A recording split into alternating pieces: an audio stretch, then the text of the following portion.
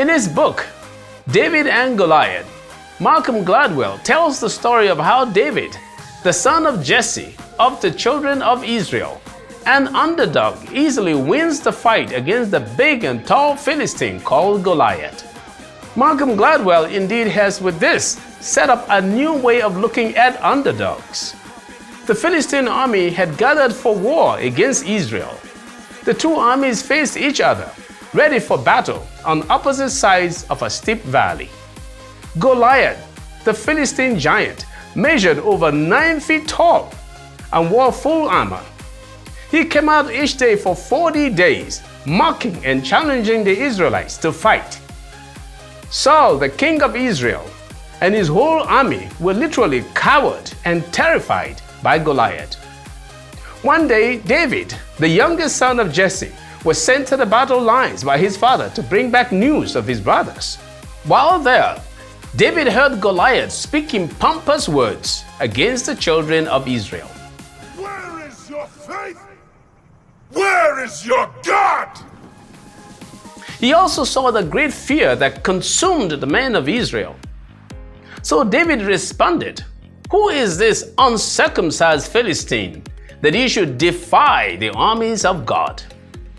From here, the economics starts to unfold. Often people are described as underdogs because relative strengths of the combatants are not well known by observers and pundits. However, David knew that he was not really an underdog. That is why he shouted to Goliath that he was coming against him in the name of the Lord Almighty. David had confidence in his battle approach. The hidden economics is like this. David was efficient and used appropriate technology in the battle. He saw that Goliath was weighed down with too much armament. Goliath had his sword and his spears and his heavy armament that made him clumsy and a sitting duck. This was inappropriate war technology for the weapons that David had for the battle. Goliath's technology was inefficient and of low and indeed abysmal productivity against the weaponry of David. David used a missile in his slingshot.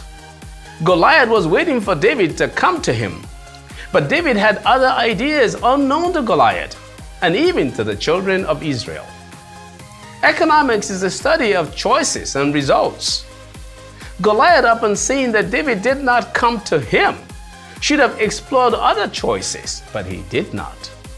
In a surreal way, this scenario has a contemporary version in Saddam Hussein's forces waiting for the American army to come to them in the deserts of Iraq for the mother of all wars. Instead, the Americans used Tomahawk missiles fired from the sea to pulverize Saddam Hussein's defenses. The armies never met face to face. It shows the superiority of technology, skill, wisdom, and leadership. David's weaponry productivity was very high. Very little effort with a deadly impact. In the end, it all comes down to this.